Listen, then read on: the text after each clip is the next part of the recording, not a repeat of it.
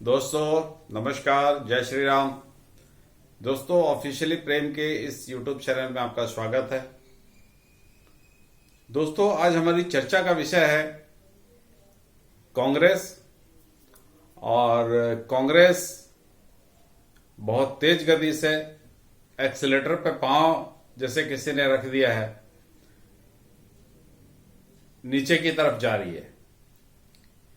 और जिस तरह से कांग्रेस से एक एक नेता छोड़ के जा रहे हैं, ये कांग्रेस के शीर्ष नेतृत्व के लिए बहुत चिंता की बात होनी चाहिए, लेकिन ऐसा लगता नहीं है। कांग्रेस अभी भी अपने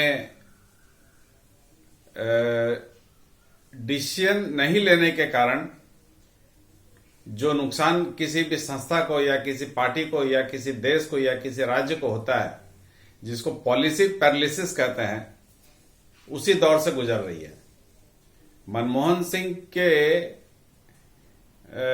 कार्यकाल के अंतिम 2-3 वर्ष 2012 से 14, इनफैक्ट 11, 12, 13, 14, ये 4 साल काफी पॉलिसी पैरालिसिस वाला गुजरा। तो वही हाल अभी कांग्रेस का भी चल रहा है। कांग्रेस से जिस हिसाब से पार्टी के नेता छोड़ के जा रहे हैं और अनेक चैनलों में उनका इंटरव्यू आ रहा है, जैसे संजय निरुपम छोड़ के गए, उनका इंटरव्यू काफी चैनल में आया। कांग्रेस के क्या माइनस पॉइंट है इसके बारे में उन्होंने चर्चा की। इसके बाद गौरव वल्लभ छोड़े, वो भी हर चैनल में उनका इंटरव्यू चल रहा है। मतलब चारों तरफ से कांग्रेस को गरियाया जा रहा है या कांग्रेस के नेतृत्व को गरियाया जा रहा है, लेकिन कांग्रेस को अभी भी समझ में नहीं आ रही बात। इस कड़ी में, कांग्रेस को गरियाने के कड़ी में और एक नाम जुड़ गया है, that is Prashant Kishor. Prashant Kishor politics के काफी अच्छे जानकार हैं और कंसल्टेंट हैं। कंसल्टेंट के हिसाब से अलग अलग पार्टियों में समय समय में उन्होंने काम किया है। और प्रशांत किशोर मूलतः बिहार के रहने वाले हैं। अब इसी कड़ी में, कांग्रेस को गरियाने के कड़ी में, प्रशांत किशोर अभी लेटेस्ट नाम है। अभी पीटीआई में उनका एक इंटरव्यू आया है जिसमें उन्होंने राहुल गांधी के बारे में काफी कुछ कहा। राहुल गांधी के बारे में उन्होंने एक शब्द कहा कि राहुल गांधी सिर्फ नेता इसलिए हैं क्योंकि उनका सरनेम गांधी है। अगर सरनेम गांधी नहीं होता तो राहुल गांधी जी आज कांग्रेस के नेता नहीं रहते। और वो कह रहे हैं कि राहुल गांधी के नेतृत्व में करीब करीब काफी चुनाव 10 साल में कांग्रेस हार चुकी है। इसमें 2014 का लोकसभा चुनाव भी है, 2019 का लोकसभा चुनाव भी है। इसके अलावा कई राज्यों के चुनाव हैं जिसमें कांग्रेस को पराजय का मुंह देखना पड़ा है। और कांग्रेस की अभी जो सांसदों की संख्या है, लोकसभा सांसदों की संख्या, वो 44 के लगभग है। चूंकि ऑपोजिशन का नेता बनने के लिए, ऑपोजिशन का नेता एक कैबिनेट मंत्री का रसूख रखता है। एक कैबिनेट मंत्री को जो सुविधाएं मिलनी चाहिए वो ऑपोजिशन के नेता को मिलती है, बशर्ते कि उनके पार्टी में सांसदों की संख्या 543, जो कि पूरी कैपेसिटी है लोकसभा सांसद की, उसका कम से कम 10% होना चाहिए। तो 53 या 54 सीट रहेगा, तभी आप 54 सीट रहेगा, तभी आप ऑपोजिशन का नेता का पद ले सकते हैं। और इसमें एक कैबिनेट मंत्री के बराबर की सुविधाएं मिलती है। लेकिन कांग्रेस के पास यह सीट नहीं है क्योंकि उनके पास 54 सांसद नहीं है। तो कांग्रेस की ये बुरी स्थिति इसलिए हुई क्योंकि कांग्रेस अनिश्चितता, फैसला समय पे नहीं लेने के दौर से गुजर रही है। तो प्रशांत किशोर जी का भी एक इंटरव्यू आया पीटीआई में, जिसमें उन्होंने कांग्रेस को बहुत भला बुरा कहा। वो कहते हैं कि कांग्रेस के नेता जो राहुल गांधी हैं, हालांकि कांग्रेस के अध्यक्ष खड़गे जी हैं, लेकिन सब जानते हैं सब जानते हैं कि डी फैक्टो प्रेसिडेंट जो है वो कांग्रेस का राहुल गांधी ही है, क्योंकि जो फैसला राहुल गांधी लेंगे उसी फैसले पे कांग्रेस चलती है। और खड़गे जी को एक फैसला लेने का अधिकार नहीं है। वो जैसे काठ का घोड़ा होता है ना, उसी हिसाब से है। आप किसी धनाढ़ परिवार में देखते होंगे, उनके साथ साथ एक कुक भी चलता है जो उनका खाना वाना बना रहता है और भारी भरकम शरीर रहता है और उसको सारा काम करना पड़ता है, खाना भी बनाना है और मालिक का सुख सुविधा का भी ध्यान रखना है, सारा काम करना पड़ता है। तो आज खड़गे की स्थिति वही है। वो गांधी परिवार के रामू टाइप के लोग हैं। जैसे रामू होता है घर का, वो खाना बनाएगा, मालिक कहाँ गया, कौन सी गाड़ी में गया, मालिक क्या कपड़ा पहनेगा, सारा चीज का उनका हिसाब रखना पड़ता है, उनका केयर टेकिंग करना पड़ता है मालिकों का।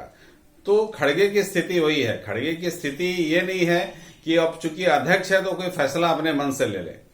तो इसीलिए प्रशांत किशोर ने कहा कि राहुल गांधी चूंकि फैसले ले रहे हैं, कोई बात नहीं ले, लेकिन अभी जिस हिसाब से पार्टी चुनाव हार रही है तो राहुल गांधी को एक ब्रेक लेना चाहिए और पार्टी की जिम्मेदारी किसी और को देके कुछ दिन देखना चाहिए।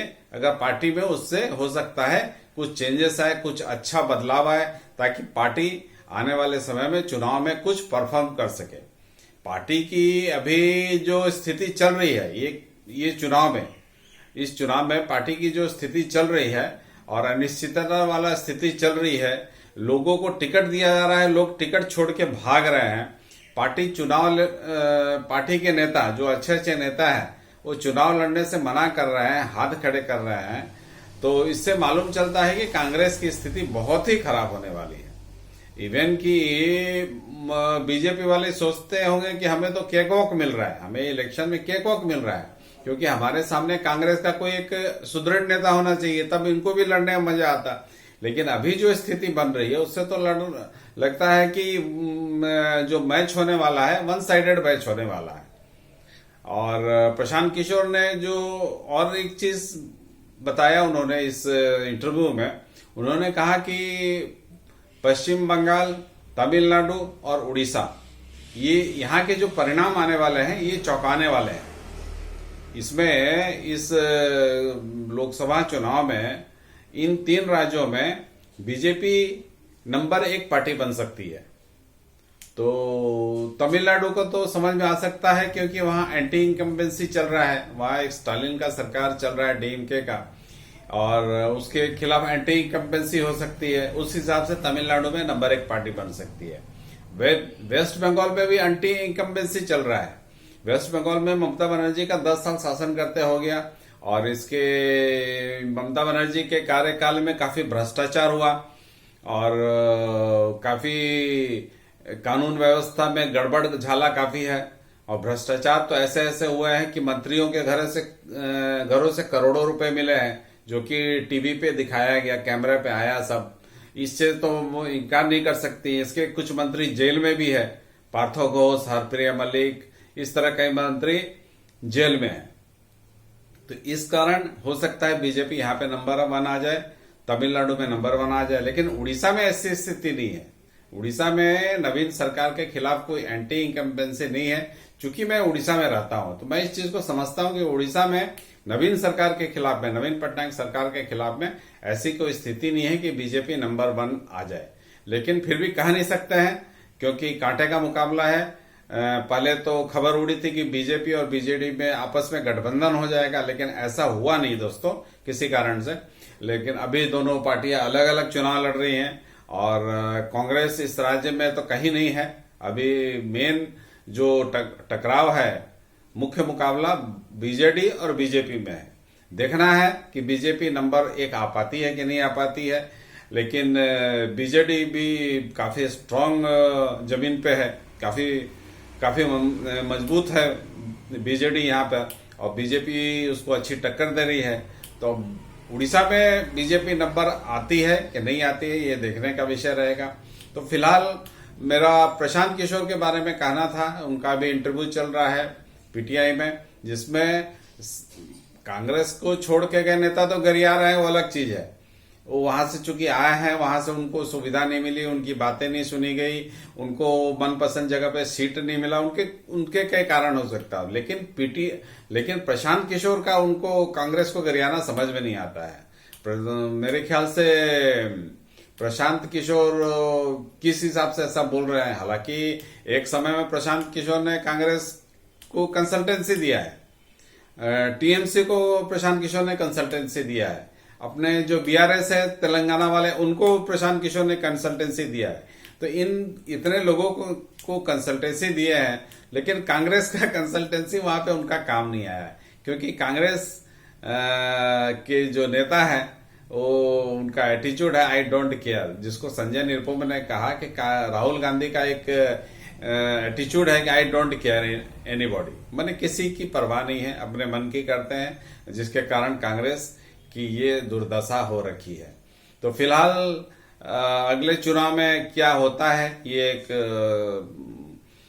देखने का, सोचने का विषय रहेगा, क्योंकि कांग्रेस की नंबर कहां जाके टिकती है, कांग्रेस कितने नंबर पे आके रुकती है, वो एक दिलचस्प दृश्य रहेगा देखने के लिए। तो फिलहाल दोस्तों इतना ही, धन्यवाद, नमस्कार।